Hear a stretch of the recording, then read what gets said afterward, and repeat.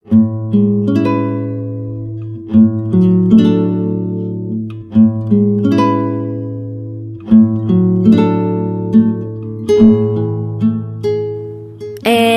now, it's time for DJ Rocky's Secret Files. Dati, first priority. Ngayon, option na lang. Hi, DJ Rocky.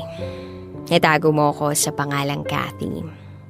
Isa akong OFW dito sa ibang parte ng bansang China.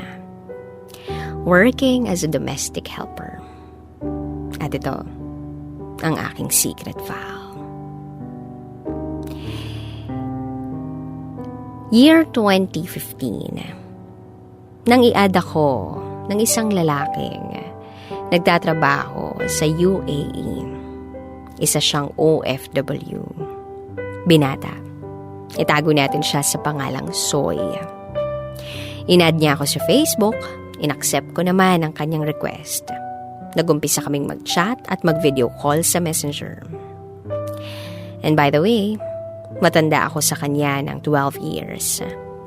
Pero hindi yun naging hadlang para mahalin niya ako. Noong una, ayaw ko kasi ang layo nga ng agwat ng edad namin eh.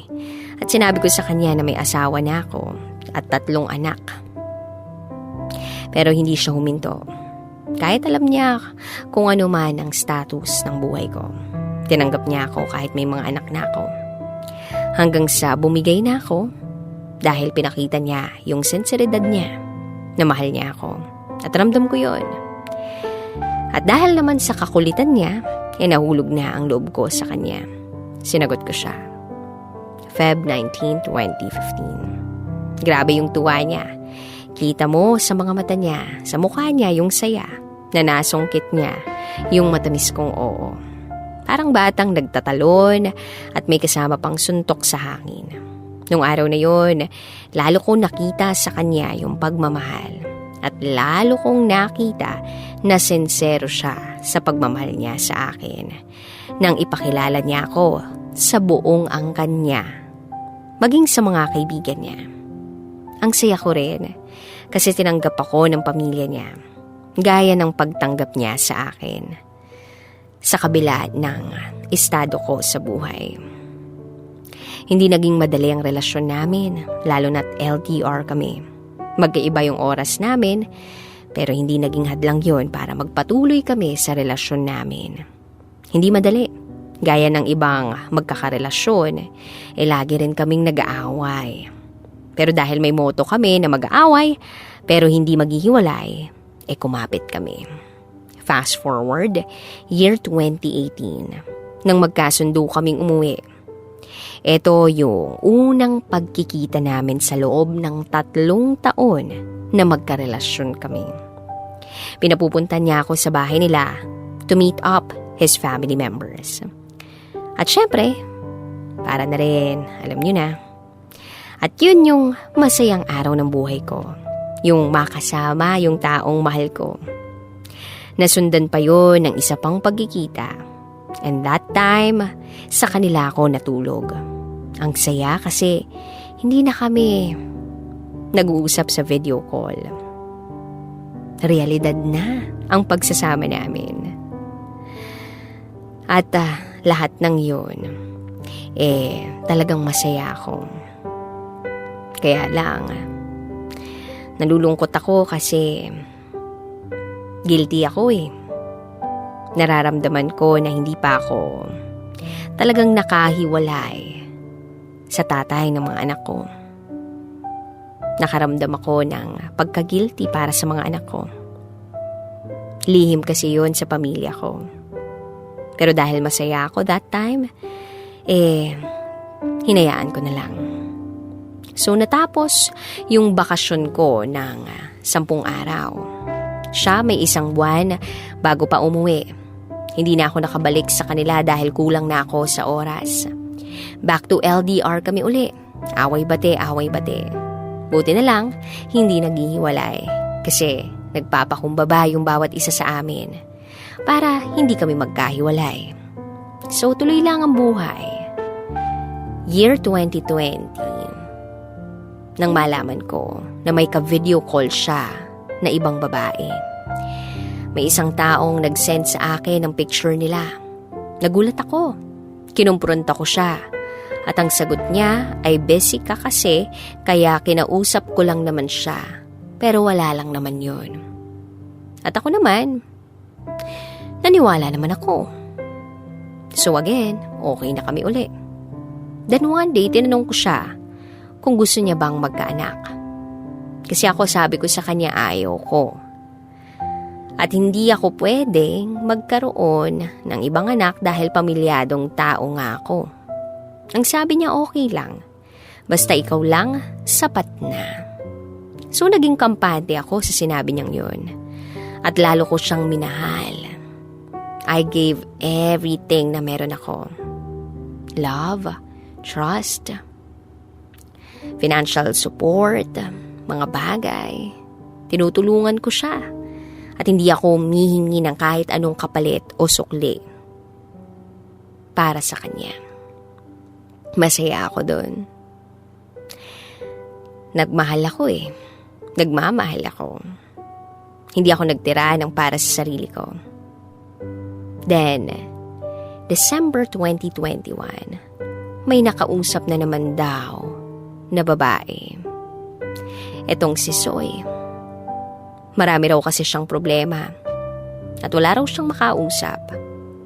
Dahil ang dami ko raw trabaho, ang dami ko raw ginagawa. Nasaktan ako, syempre. Umiyak ng sobra-sobra. Sabi ko, hindi rason yun para gawin mo yun. Nagsorry lang siya dahil marupok raw siya. At ganun lang talaga.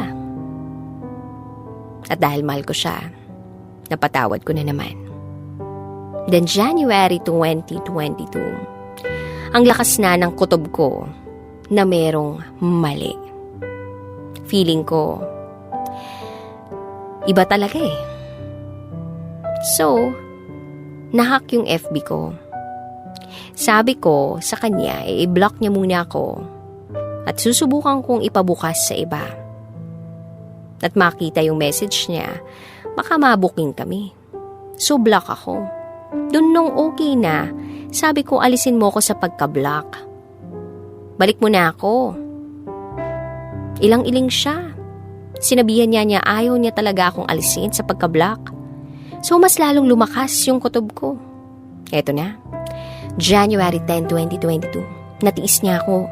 Hindi matawagan, ni hindi makita. Hindi naman siya ganun dati sa akin. So nag-voice message ako sa isang app. Ito yung ibang ginagamit namin na application.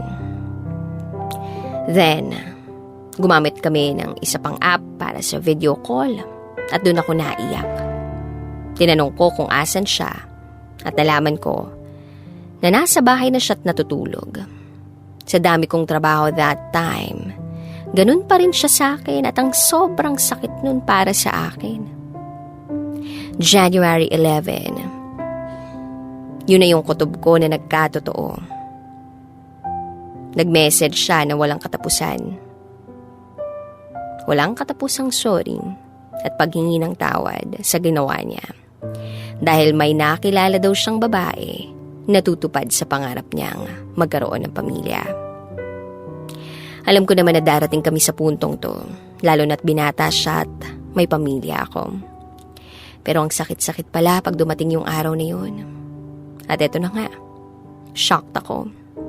Parang gumuho ang mundo ko. Dali-dali ko siyang tinawagan. Umiiyak ako sa sobrang sakit. At ang sabi ko, bakit mo ginawa sa akin to? Hindi ko to deserve. And then siya, naiyak na rin. Gusto raw niyang itago sa akin pero hindi niya kaya. Kasi nakikita niya akong nasasaktan at nahihirapan. Sobrang sakit. Ayaw niya pa rin akong mawala. Nakikiusap siya na wag ko siyang iwan. Tinanong ko siya kung mahal niya ba ako. Ang sagot naman niya ay oo. Tinanong ko rin siya kung mahal niya ba yung babae. Ang sagot niya, ewan ko, hindi ko alam. Tinanong ko siya kung bakit mo yung nagawa. At ang sabi niya lang, gusto niyang magkaanak. That moment, napaisip ako.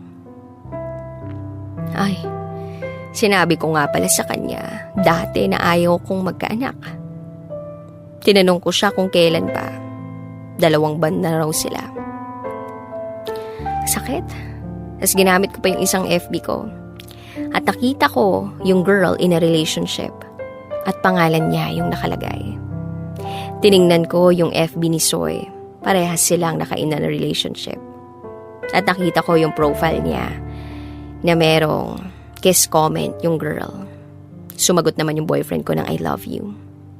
Durog na durog ako that time. Kung dati, first priority niya ako. Ngayon, option na lang. Ang sakit. Na darating ako sa puntong ganito. Hindi ko iniisip na mangyayari to sa akin. I ask God, plano mo po ba ito para tumigil na ako sa kabaliwan ko? Nagmamahal lang naman ako. Siguro sa maling panahon. Ngayon, habang kinukwento ko, ang bagay na ito tinatanong ko sa sarili ko kung aabot pa ba kami ng 7 taon sa Feb 19, 2022. Magpapatuloy pa ba kami? O tama na?